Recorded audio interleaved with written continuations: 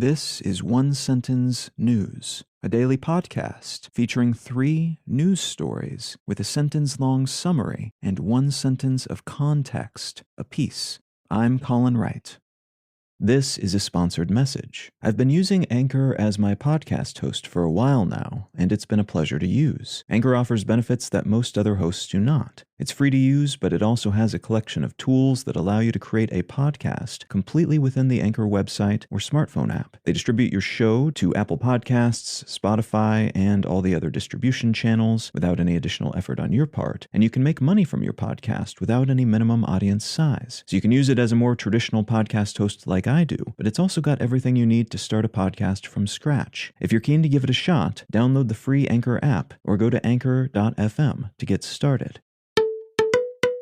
It's Monday, May 30th, 2022. Let's talk about the news. From the New York Times, Russia-Ukraine war summary.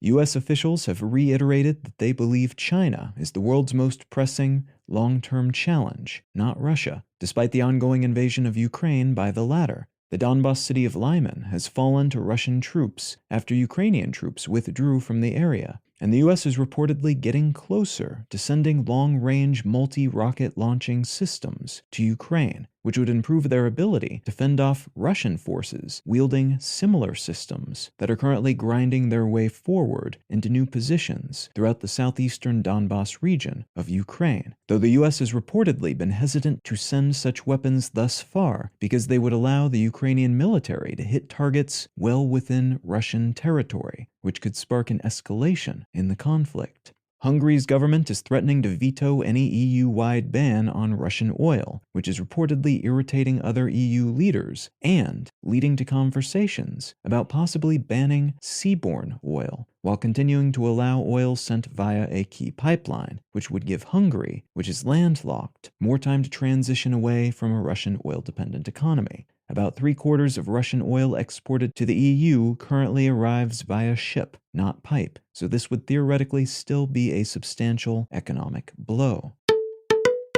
From Reuters, chipmaker Broadcom to buy VMware in $61 billion deal. One of the world's biggest microchip-making businesses, Broadcom, has announced it will acquire cloud computing company VMware for $61 billion in cash and stock. This marks the second biggest acquisition of 2022, after Microsoft's $68.7 billion bid to acquire video game company Activision Blizzard. And some analysts are buzzing about the possibility that it will serve as a harbinger for more such acquisitions in the latter portion of the year. As the market drops further, cash-rich tech companies scoop up gobs of other companies that are suddenly cheaper than usual, and the next round of corporate consolidation, like the ones that followed both the dot-com bubble and the economic collapse of 2008, will begin.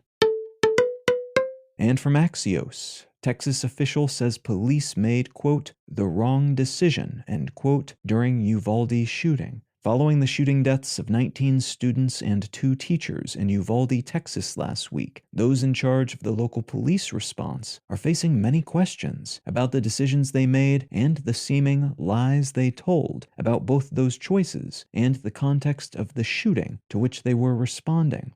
Investigations are ongoing, and it'll likely be at least a few more weeks before the dust has settled and we'll know what really happened and what the longer-term ramifications of this mass shooting and several others leading up to and just after this one might be.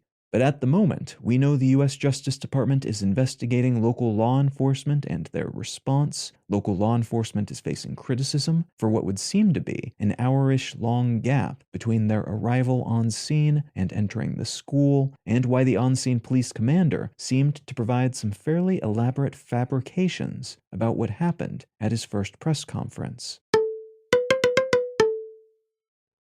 If you're finding some value in One Sentence News, consider leaving a quick review wherever you get your podcasts and or sharing the show with a friend. You can find out more about this show or subscribe to the email version at onesentencenews.com. And you can support this and other related projects, like the Let's Know Things and Brain Lenses podcasts at understandery.com.